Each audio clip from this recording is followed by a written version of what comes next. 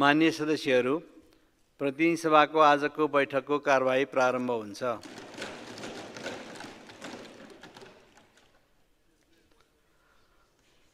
माननीय सदस्यहरू, यहाँहरूले आसन ग्रहण गरेपछि मैले दलीय आधारबाट माननीय सदस्यहरूले के कुरा राख्न खोज्नु भएछ म समय दिन्छु। त्यसैले माननीय सदस्यहरू आसन ग्रहण गर्नुहोस्।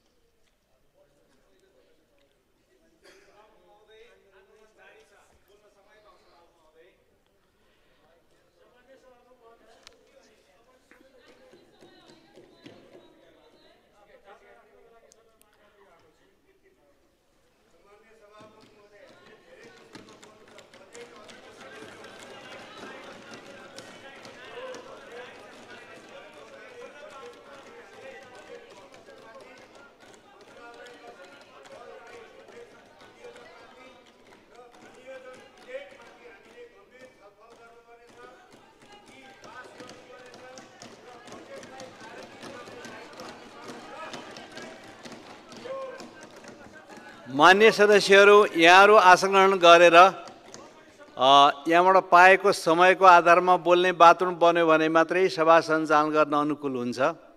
त्यसले गर्दाखेरि सत्तापक्ष, प्रतिपक्ष, आकस्मिक समय, विशेष समय र निर्धारित सूचीका समय अन्तर्गत हामी बैठक सञ्चालन गर्ने वातावरण बनाउनुपर्छ। त्यसले गर्दाखेरि म सबै माननीय सदस्यहरूलाई आसन ग्रहण गरेर वातावरण बनाइदिनको लागि म फेरि पनि अनुरोध गर्दछु।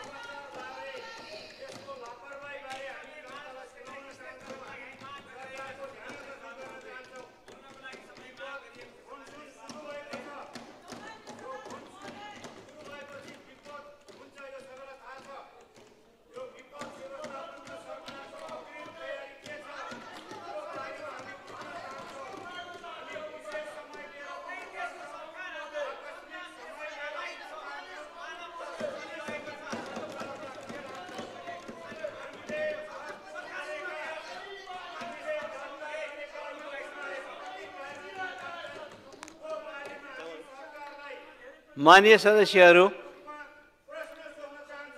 हाम्रो यो बजेट अधिवेशन बजेटसँग सम्बन्धित विषयमा निश्चित समयभित्र पारित गर्नुपर्ने बाध्यता छ। त्यसको अतिरिक्त समसामयिक विषयमा बहस छलफल गर्नुपर्ने छ। सत्ता र प्रतिपक्षको हिसाबले पनि बहस छलफलहरू गर्नु छ। अब माननीय सदस्यहरूले यसभन्दा अगाडि खास गरी 13 गते जेठदेखि उठाइरहनुभएका कुराहरूको बारेमा सिङ्गो संसद जानकार छ, सरकार जानकार छ र म सभामुख पनि यसको बारेमा जानकार छु। यो सँगसँगै राजनीतिक दलहरू यो समस्याको समाधान गर्दै यो समयको महत्त्वलाई ख्यालमा राखेर सदनलाई अवरोध हटाउँदै सुचारू रूपबाट सञ्चालन गर्ने र सामूहिक विषयलाई छलफल गर्दै अगाडि जाने काममा जुटिरहनु भएको र त्यसमा पनि केही प्रगति भइरहेको आभास मैले पाएको छु। त्यसकारणले माननीय सदस्यहरू, यो कुराको गम्भीरतालाई ख्यालमा राख्दै आजको कार्यसूचीका सम्पूर्ण कार्यक्रमहरू सूचीबाट हटाइएको बेहोरा म जानकारी गराउँछु र माननीय सदस्यहरू, प्रतिनिधि सभाको अर्को बैठक 2082 साल जेठ 26 गते सोमबार दिनको 2 बजे बस्ने गरी यो बैठक स्थगित हुन्छ।